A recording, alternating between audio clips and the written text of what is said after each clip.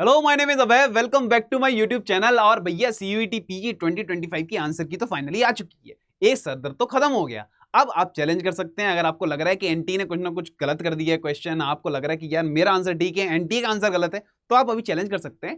22 अप्रैल से लेकर 24 अप्रैल तक आपके पास ये फैसिलिटी अवेलेबल है।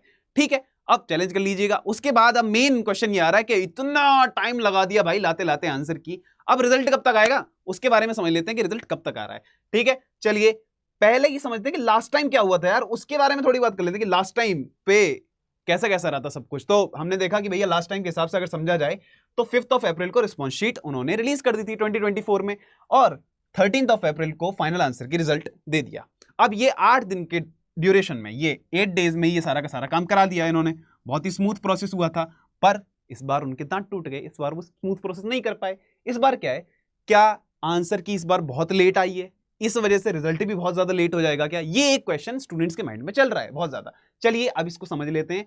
इसके बेसिस पे देखा जाए, इसमें यहां पे भी हम ये 8 दिन वाला फॉर्मूला लगा के देखें तो समझ में आता है कि 22 अप्रैल को आंसर की भले से लेट आई है, लेकिन अब आ तो गई है। इसके बाद अब कोई ऐसा कोई बड़ा काम तो बचा नहीं है। क्या करना है, बस अगर कोई चैलेंज है तो उसको एक्सेप्ट करना है, आंसर को और रिलीज कर देना है, फिर उसके हिसाब से नॉर्मलाइज करके चीजें। तो देखो बस कुछ नहीं बचा है। 22 अप्रैल को आंसर की आ गई है। अब 8 दिन यहां पे अगर आप देख लें तो 30 अप्रैल या 1 मई तक आपको आपकी फाइनल आंसर की या आपको रिजल्ट देखने को मिल जाएगा।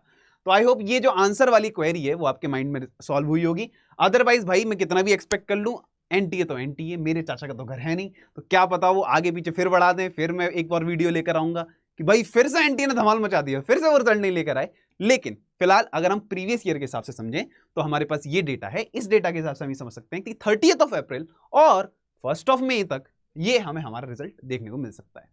चलिए, और अगर आपकी कोई क्वेरी है एग्जाम से रिलेटेड या फिर मार्क्स से रिलेटेड तो आप कमेंट करिए। मैं ट्राई करूंगा कि इतने मार्क्स पर इतनी यूनिवर्सिटी आपको मिल रही है, इस तरह की कोई क्वेरीज आपके माइंड में चल रही हैं तो प्लीज कमेंट डाउन बिलो। मैं कोशिश करूंगा कि आपके सारे क्वेश्चंस के आंसर दे सकूं। ओके देन, इस वीडियो में आज के लिए इतना ही यार।